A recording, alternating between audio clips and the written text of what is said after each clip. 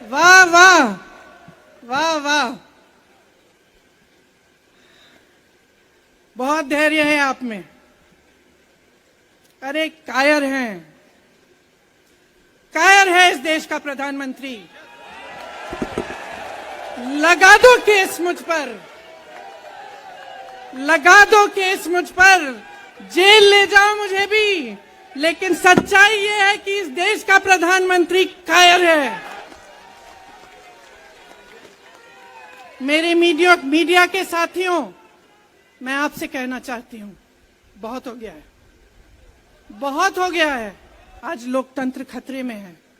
अगर सरकार सवाल उठाने वाले को 8 सालों के लिए संसद से निकाल सकती है, अगर कह सकती है कि तुम्हें चुनाव लड़ने की ही इजाजत नहीं है, तो बहुत गड़बड़ है। आप उसको पप्पू बनाते हैं। पूरे देश भर में आपकी सहायता के साथ मेरे मीडिया के दोस्तों, डिग्री आपने देखी नहीं, सच्चाई आपने देखा नहीं, उनको पप्पू बना दिया। मैं जानती हूं कि आपको लाइन भेजी जाती है कि आज आपको ये कहना है, आज आपको ये लिखना है। सरकार, ये सारे मंत्री, ये सारे सांसद एक आदमी को बचाने की क्यों इतनी कोशिश कर रहे हैं? इस अडानी में है क्या कि इसको आप सारी संपत्ति दे रहे हो देश की, और उसके पीछे चलते चलते मेरा भाई यहां आया। उस शहीद पिता का अपमान भरी संसद में किया जाता है। उस शहीद के बेटे को आप देशद्रोही कहते हैं। आप मीर जाफर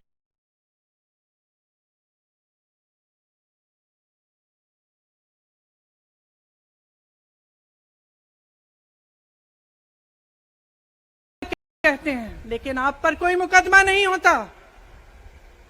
आपको 2 साल की कोई सजा नहीं मिलती, आपको जेल की सजा नहीं मिलती। यहां पे बैठे हुए मेरे मन में एक पुरानी बात आई, 32 साल पुरानी बात है। मई 1991 की बात है। मेरे पिता की शव यात्रा 3 मूर्ति भवन से निकल रही थी। अपनी मां के साथ और अपने भाई के साथ हम एक गाड़ी में बैठे थे। सामने भारतीय सेना की एक ट्रक थी, फूलों से लदी हुई थी। उसके ऊपर मेरे पिताजी का शव था। थोड़ी देर काफिला चला, 5-10 मिनट चला, फिर राहुल कहने लगे मैं उतरना चाहता हूं। तो मां ने मना किया। उस समय सुरक्षा का भी बहुत वो था, तो मां ने कहा नहीं, तुम उतर नहीं सकते। राहुल ने जिद की, नहीं मैं उतरूंगा। मैंने मां से कहा मां उतरने दो। राहुल गाड़ी से उतरा, उस सेना की ट्रक के पीछे खड़ा होके चलने लगा, और 3 मूर्ति से लेके कड़ी धूप में अपने पिता के जनाजे के पीछे पीछे पैदल चलते चलते चलते चलते यहां पहुंचा। इस जगह से कुछ 400-500 गज दूर यहां पर मेरे शहीद पिता के अंतिम संस्कार मेरे भाई ने किए।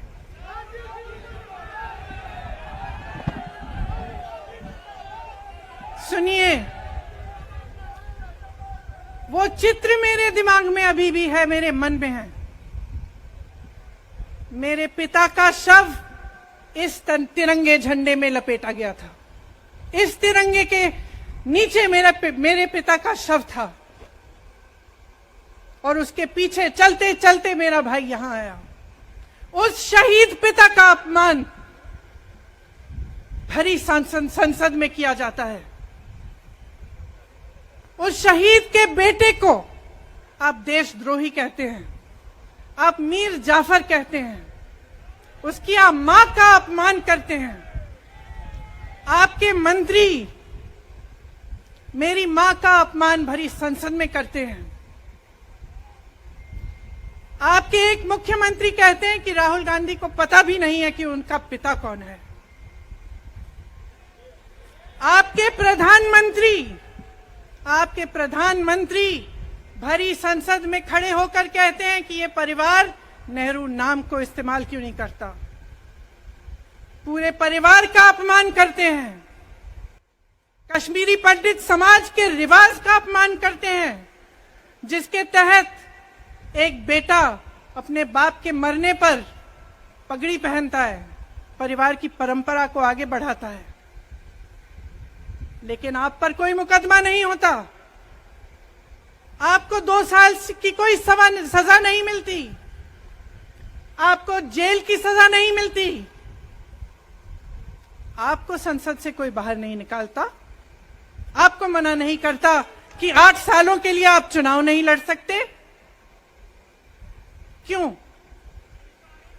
मैं पूछना चाहती हूं क्यों? आज तक हम चुप रहे हैं, हमारे परिवार का अपमान करते गए। मेरे भाई ने क्या कहा?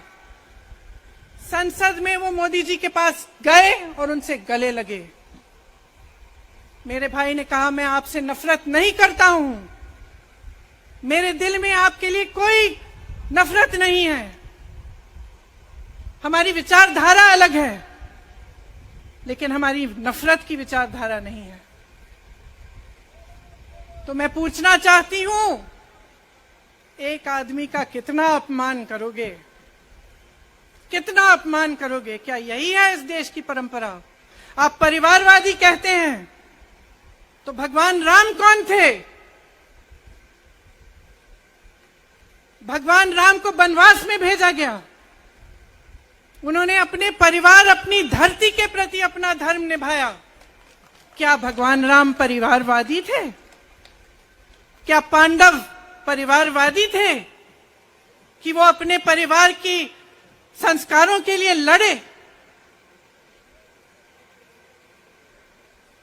और हमें क्या शर्म आनी चाहिए कि हमारे परिवार के सदस्य शहीद हुए इस देश के लिए, कि इस झंडे में उनका खून है, इस धरती में उनका खून है, इस देश के लोकतंत्र को मेरे परिवार के खून ने सींचा है। और जो सोचता है कि हमें अपमानित करके हमें डराएंगे, हमें धमकाएंगे, जो सोचता है कि तमाम एजेंसियों को लगाकर, हम पे छापे मारकर, हमसे कुछ भी कर ले, हमें डराएंगे, वो गलत सोचते हैं। हम डरने वाले नहीं हैं। हम और मजबूती से लड़ेंगे। हम इस देश के लोकतंत्र के लिए कुछ भी करने के लिए तैयार हैं। इस देश के लोकतंत्र को, इसकी नींव कांग्रेस पार्टी के महान महापुरुषों ने डाली है। कांग्रेस पार्टी लड़ी इस देश की आजादी के लिए, और आज भी इस देश की आजादी के लिए ही लड़ रही है। कभी कभी मैं सोचती हूं, मुझे समझ में नहीं आता कि पब्लिक क्या सोच रही है। क्या देख नहीं रही है क्या हो रहा है? क्या आपको दिख नहीं रहा है कि आपकी सारी संपत्ति लूटी जा रही है, एक आदमी को दी जा रही है, गिने चुने उद्योगपतियों को सब कुछ दिया जा रहा है? किसकी संपत्ति है? ये राहुल गांधी की संपत्ति है, ये आपकी संपत्ति है। ये पीएसयू किसके हैं? किसके लिए बनाए गए? आपके लिए बनाए गए, जो ऐसे एक के बाद एक इनको बेचे जा रहे हैं, दिए जा रहे हैं। इसी से तो आपका रोजगार आता है। छोटे उद्योगों से